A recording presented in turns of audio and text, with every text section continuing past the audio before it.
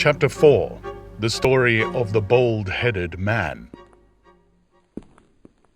We followed the Indian down a sordid and common passage, ill-lit and worse furnished, until he came to a door upon the right, which he threw open. A blaze of yellow light streamed out upon us, and in the center of the glare there stood a small man with a very high head, a bristle of red hair all round the fringe of it, and a bald, shining scalp which shot out from among it like a mountain peak from fir trees. He writhed his hands together as he stood, and his features were in a perpetual jerk, now smiling, now scowling, but never for an instant in repose. Nature had given him a pendulous lip and a too visible line of yellow and irregular teeth, which he strove feebly to conceal by constantly passing his hand over the lower part of his face. In spite of his obtrusive baldness, he gave the impression of youth. In point of fact, he had just turned his 30th year. "Your servant, Miss Marsden," he kept repeating in a thin, high voice. "Your servant, gentlemen. Pray step into my little sanctum. A small place, miss, but furnished to my own liking. An oasis of art in the howling desert of South London." We were all astonished by the appearance of the apartment into which he invited us. In that sorry house, it looked as out of place as a diamond of the first water in a setting of brass. The richest and glossiest of curtains and tapestries draped the walls, looped back here and there to expose some richly mounted painting or oriental vase. The carpet was of amber and black, so soft and so thick that the foot sank pleasantly into it as into a bed of moss. Two great tiger skins, thrown athwart it, increased the suggestion of Eastern luxury, as did a huge hookah which stood upon a mat in the corner. A lamp in the fashion of a silver dove was hung from an almost invisible golden wire in the center of the room. As it burned, it filled the air with a subtle and aromatic odor. "Mr. Thaddeus Sholto," said the little man, still jerking and smiling. "That is my name. You are Miss Morstan, of course, and these gentlemen—" "This is Mr. Sherlock Holmes, and this is Dr. Watson." "A doctor, eh?" cried he, much excited. "Have you your stethoscope? Might I ask you, would you have the kindness? I have grave doubts as to my mitral valve, if it would be so very good. The aortic I may rely upon, but I should value your opinion upon the mitral."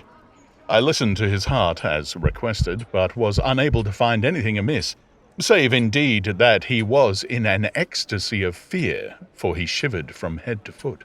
"It appears to be normal," I said. "You have no cause for uneasiness."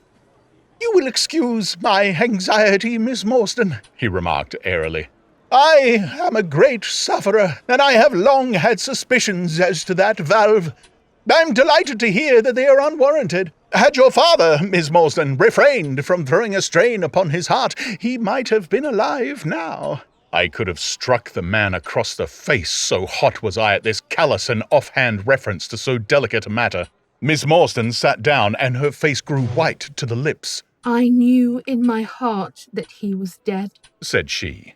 "I can give you every information," said he. "And what is more, I can do you justice, and I will, too, whatever Brother Bartholomew may say. I'm so glad to have your friends here, not only as an escort to you, but also as witnesses to what I'm about to do and say. The three of us can show a bold front to Brother Bartholomew, but let us have no outsiders, no police or officials. We can settle everything satisfactorily among ourselves without any interference. Nothing would annoy Brother Bartholomew more than any publicity." He sat down upon a low settee and blinked at us inquiringly with his weak, watery blue eyes. "For my part," said Holmes, "whatever you may choose to say will go no further." I nodded to show my agreement. That is well," said he. "May I offer you a glass of Chianti, Miss Morstan, or of Tokay? I keep no other wines. Shall I open a flask? No? Well, then, I trust that you have no objection to tobacco smoke, to the mild balsamic odor of the Eastern tobacco. I am a little nervous, and I find my hookah an invaluable sedative." He applied a taper to the great bowl, and the smoke bubbled merrily through the rosewater. We sat, all three, in a semicircle, with our heads advanced and our chins upon our hands, while the strange, jerky little fellow, with his high, shining head, puffed uneasily in the center.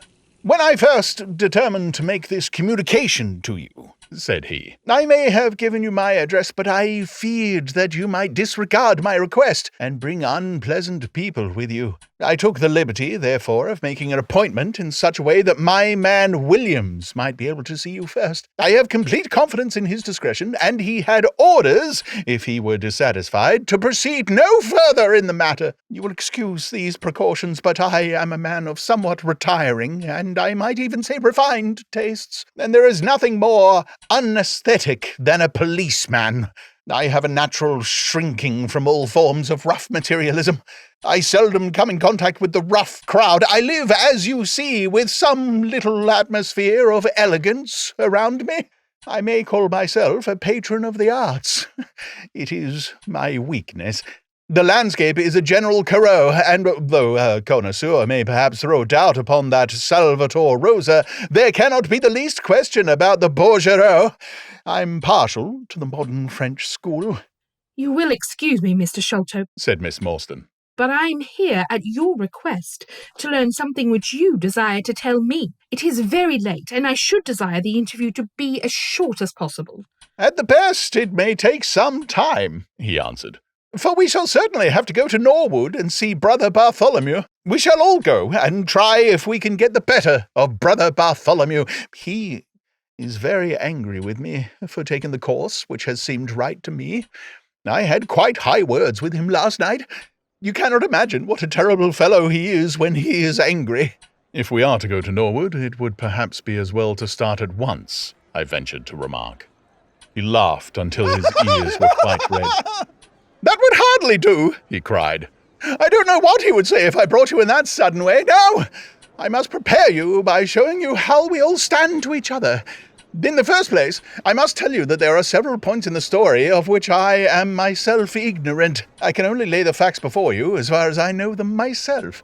My father was, as you may have guessed, Major John Sholto, once of the Indian Army. He retired some 11 years ago and came to live in Pondicherry Lodge in Upper Norwood. He had prospered in India and brought back with him a considerable sum of money, a large collection of valuable curiosities, and a staff of native servants.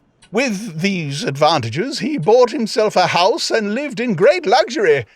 My twin brother Bartholomew and I were the only children. I very well remember the sensation which was caused by the disappearance of Captain Morstan. We read the details in the papers, and knowing that he had been a friend of our father's, we discussed the case freely in his presence. He used to join in our speculations as to what could have happened. Never for an instant did we suspect that he had the whole secret hidden in his own breast, that of all men he alone knew the fate of Arthur Morstan. We did know, however, that some mystery, some positive danger overhung our father. He was very fearful of going out alone, and he always employed 2 prize fighters to act as porters at Pondicherry Lodge. Williams, who drove you tonight, was one of them. He was once lightweight champion of England. Our father would never tell us what it was he feared, but he had a most marked aversion to men with wooden legs. On one occasion, he actually fired his revolver at a wooden-legged man who proved to be a harmless tradesman canvassing for orders. We had to pay a large sum to hush the matter up. My brother and I used to think this a mere whim of my father's, but events have since led us to change our opinion. Early in 1882, my father received a letter from India, which was a great shock to him. He nearly fainted at the breakfast table when he opened it, and from that day he sickened to his death. What was in the letter we could never discover, but I could see as he held it that it was short and written in a scrawling hand.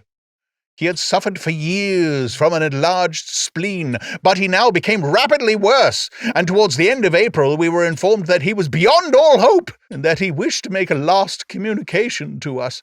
When we entered his room, he was propped up with pillows and breathing heavily. He besought us to lock the door and to come upon either side of the bed. Then, grasping our hands, he made a remarkable statement to us in a voice which was broken as much by emotion as by pain. I shall try to give it to you in his own very words. I have only one thing, he said, which weighs upon my mind at this supreme moment. It is my treatment of poor Morstan's orphan. The cursed greed which has been my besetting sin through life has withheld from her the treasure, half at least of which should have been hers, and yet I made no use of it myself, so blind and foolish a thing is avarice. The mere feeling of possession had been so dear to me that I could not bear to share it with another. See that chapelet dipped with pearls beside the quinine bottle. Even that I could not bear to part with, though I had got it out with the designs of sending it to her. You, my sons, will give her a fair share of the Agra treasure, but send her nothing, not even the chapelet, until I am gone. After all, men have been as bad as this and have recovered. I will tell you how Morstan died, he continued. He had suffered for years from a weak heart, but he concealed it from everyone. I alone knew it.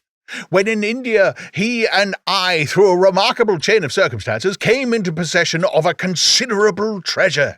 I brought it over to England, and on the night of Morstan's arrival, he came straight over here to claim his share. He walked over from the station and was admitted by my faithful Lal Chowder, who is now dead. Morstan and I had a difference of opinion as to the division of the treasure, and we came to heated words. Morstan had sprung out of his chair in a paroxysm of anger when he suddenly pressed his hand to his side. His face turned a dusky hue, and he fell backwards, cutting his head against the corner of the treasure chest. When I stooped over him, I found, to my horror, that he was dead. For a long time I sat, half distracted, wondering what I should do. My first impulse was, of course, to call for assistance, but I could not but recognize that there was every chance that I would be accused of his murder. His death at the moment of a quarrel and the gash in his head would be black against me. Again, an official inquiry could not be made without bringing out some facts about the treasure which I was particularly anxious to keep secret. He had told me that no soul upon earth knew where he had gone. There seemed to be no necessity why any soul should ever know. I was still pondering over the matter when, looking up, I saw my servant, Lal Chowder, in the doorway. He stole in and bolted the door behind him. "Do not fear, Sahib," he said. "No one need know that you have killed him. Let us hide him away, and who is the wiser?" "I did not kill him," said I. Lal Chowder shook his head and smiled. "I heard it all, Sahib," said he. "I heard you quarrel, and I heard the blow, but my lips are sealed. All are asleep in the house. Let us put him away together." That was enough to decide me.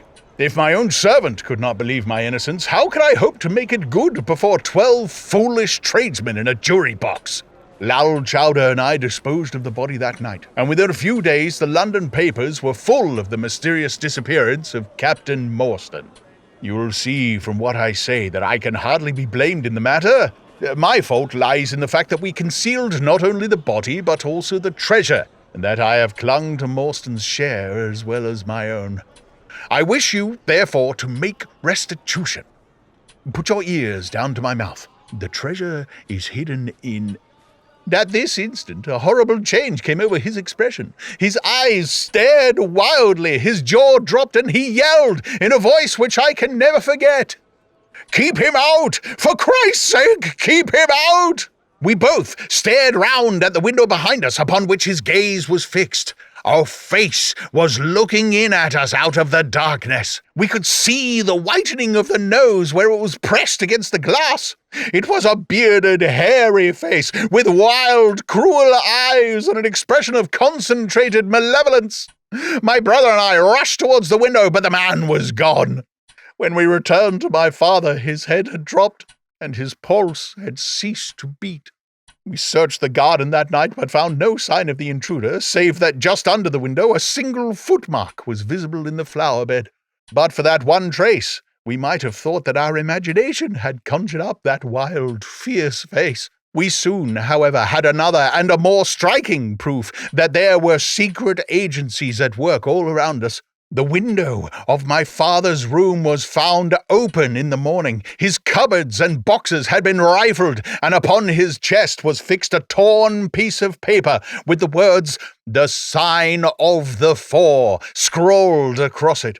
What that phrase meant, or who our secret visitor may have been, we never knew.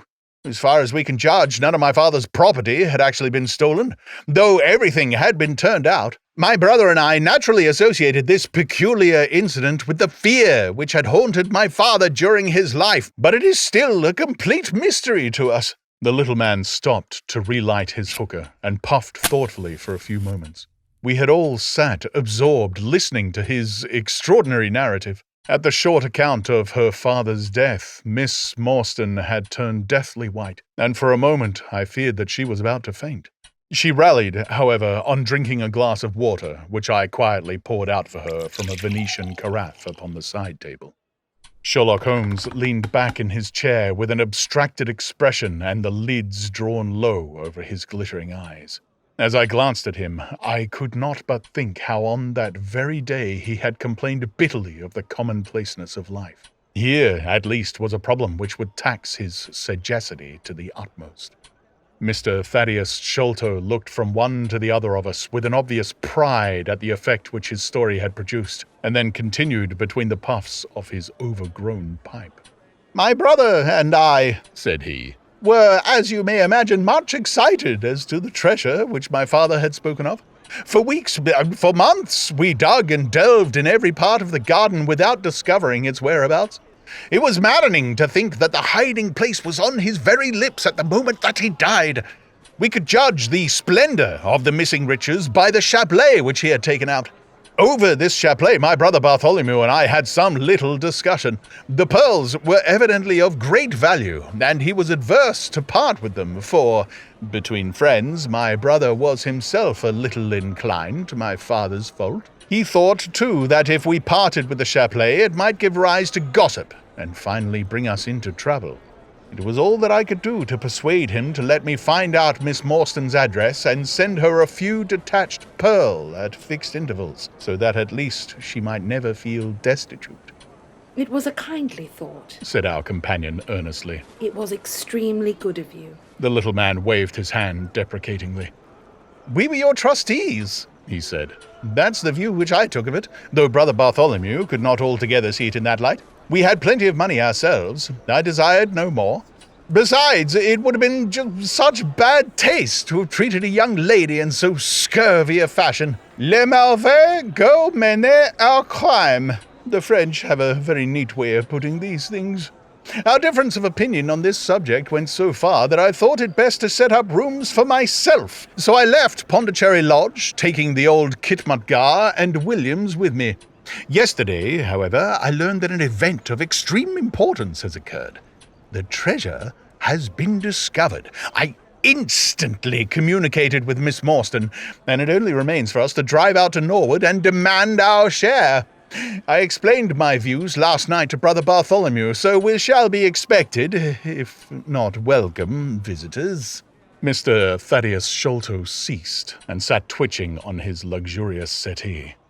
We all remained silent, with our thoughts upon the new development which the mysterious business had taken. Holmes was the first to spring to his feet. "You have done well, sir, from first to last," said he.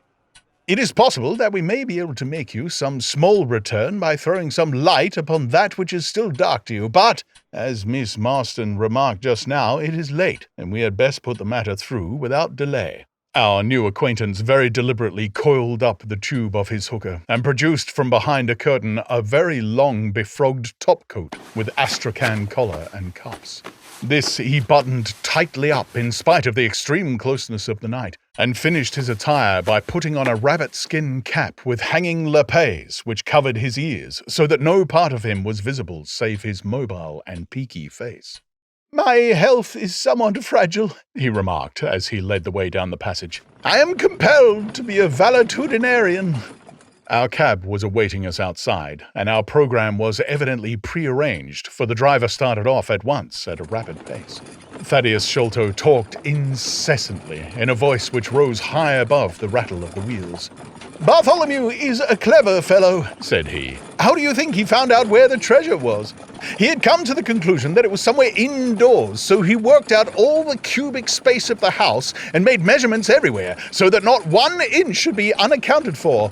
Among other things, he found that the height of the building was 74 feet, but on adding together the heights of all the separate rooms and making allowance for the space between, which he ascertained by borings, he could not bring the total to more than 70 feet.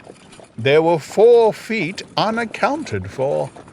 These could only be at the top of the building. He knocked a hole, therefore, in the Latland plaster ceiling of the highest room, and there, sure enough, he came upon another little garret above it, which had been sealed up and was known to no one. In the center stood the treasure chest, resting upon 2 rafters. He lowered it through the hole, and there it lies.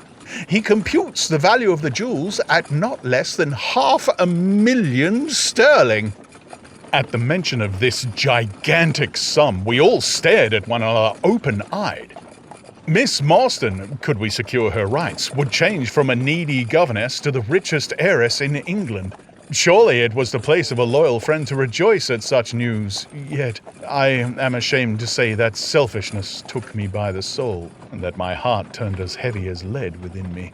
I stammered out some few halting words of congratulation, and then sat downcast with my head drooped, deaf to the babble of our new acquaintance. He was clearly a confirmed hypochondriac, and I was dreamily conscious that he was pouring forth interminable trains of symptoms, and imploring information as to the composition and action of innumerable quick nostrums, some of which he bore about in a leather case in his pocket. I trust that he may not remember any of the answers which I gave him that night. Holmes declared that he overheard me caution him against the great danger of taking more than 2 drops of castor oil, while I recommended strychnine in large doses as a sedative. However that may be, I was certainly relieved when our cab pulled up with a jerk and the coachman sprang down to open the door. "This, Miss Morstan, is Pondicherry Lodge," said Mr. Thaddeus Sholto as he handed her out.